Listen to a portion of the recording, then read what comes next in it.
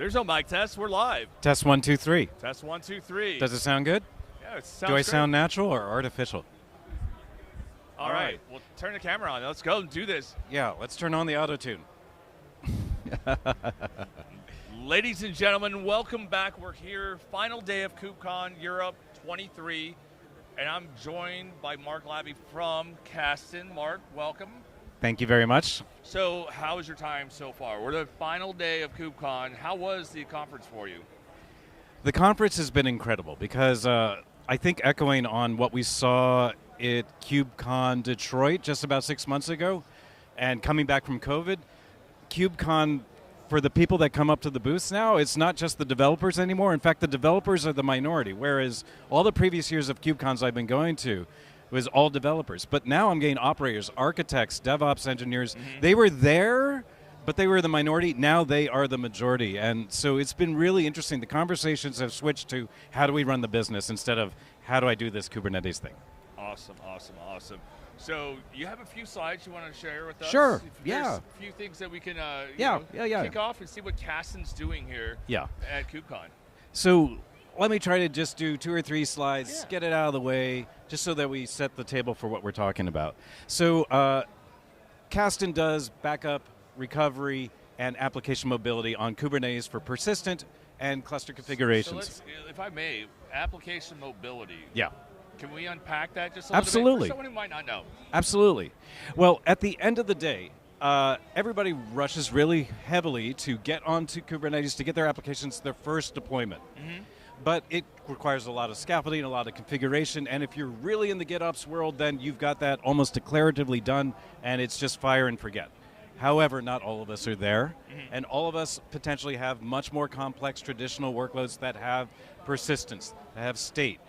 I want to bring a Postgres database into Kubernetes. I want to bring KubeVirt VMs, Windows VMs, and desktops on Kubernetes because I don't think that lifting and shifting from on-prem to the public cloud, just VM to VM, is the right solution. I'm going to move it to the final infrastructure, is what some of our customers are saying. That's a Kubernetes infrastructure that allows me to go multi-cloud. So I'm going to lift and shift my VMs to Kubernetes, to VMs on Kubernetes. Okay. So we see all strange types and wonderful types and traditional types of workloads coming to Kubernetes now as it matures. Awesome, awesome. So data protection of all this becomes essential because GitOps plus data persistence and recovery to get to application mobility means that, all right, now we have everything established on a Kubernetes cluster in production, but how can I make a very quick copy of that and test it in development? How do I get my developers onto a production cluster, but not playing with production, but playing with a copy of production, potentially in the same cluster, as small as or as large of a copy of that we can do almost instantly. So this becomes application mobility on cluster, but more importantly, application mobility is a refinement of disaster recovery. How do we move the application to another cluster, another provider, even another distribution? We'll talk about that between K3S and RKE2. How do we move it to another distribution and allow it to run for disaster recovery or staging or development or and so on? Right? Awesome. So, next question. We have a deep partnership, and with our partnership, what are we doing together? Because I know a lot of our customers, even people in the community, have gone back and forth with Kasten and with Rancher. So you want to highlight some of the things that you're seeing on your side? Absolutely, absolutely. So what we see is huge interest in Rancher, RKE, and for more of the edge type situation or people that are getting from their home lab, right, trying to get into Kubernetes, we see a lot of K3S as well. Mm-hmm. So the question becomes, all right, now that I've gotten an excellent distribution and I get the full Rancher experience, like the Rancher Marketplace, Kasten is in the Rancher Marketplace to make it really easy to install. I was going to bring that up if you didn't, but it is in there. It's one of our more popular ones. Absolutely. So that just makes it easy to get backup, recovery, and application mobility.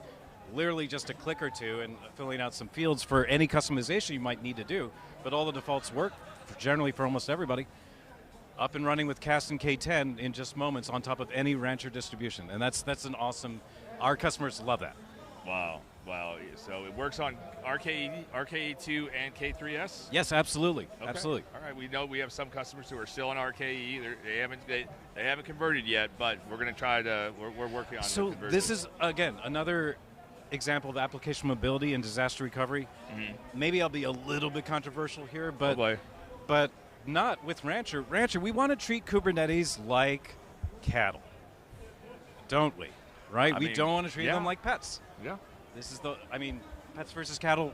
You know this? Does everybody know this? Do we need to go over it? No. We don't need to go. No, don't go over it. So our goal is really, the applications are the pets, if you will, but more to the point, the persistence and configuration of the applications on any Kubernetes cluster. The cluster should be ephemeral. Infrastructure should not be controlling where the application is, because if the infrastructure can provide it, then we can globally load balance to it. The applications need to run where they need to run.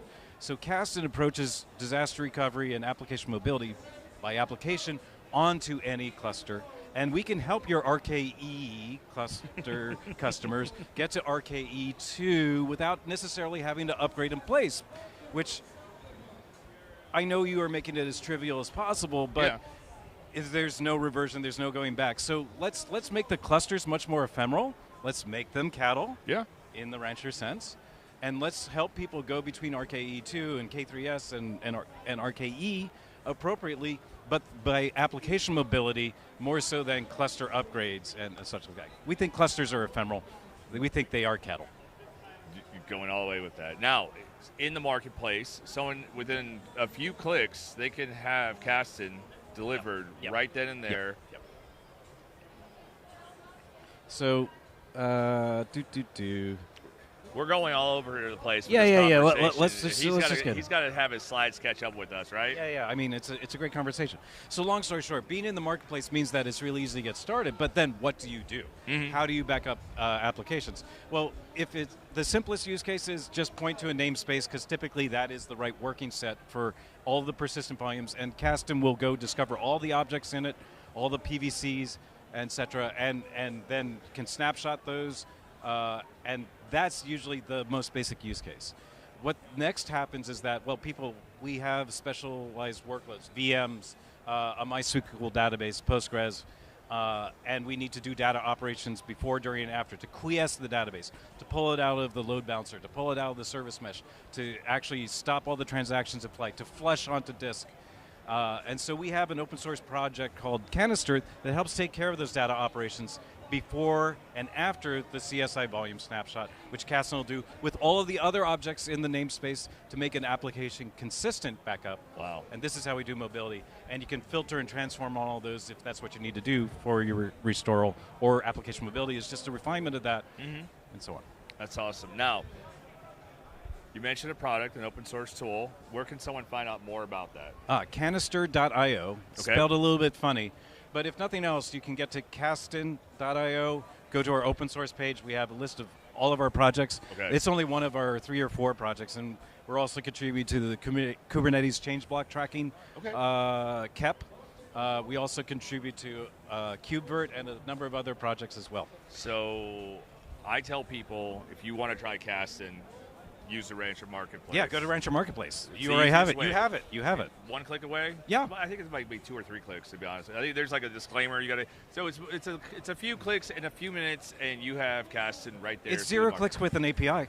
Whoa! He actually went there. It's like I mean, and we're not charging for the API, by the way. No. I mean, Twitter might, but we're not.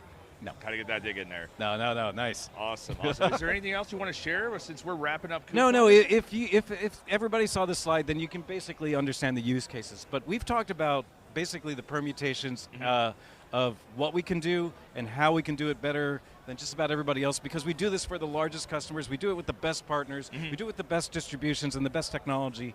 And we really make this a seamless experience that can scale to the largest customers, the largest organizations on this planet. And so I'm incredibly proud of what we're doing with Rancher, and I can't thank you enough for the time today. Well, Mark, thank you very much. We appreciate it, and I'm looking forward to Chicago. Are you going to be there? Oh, yeah.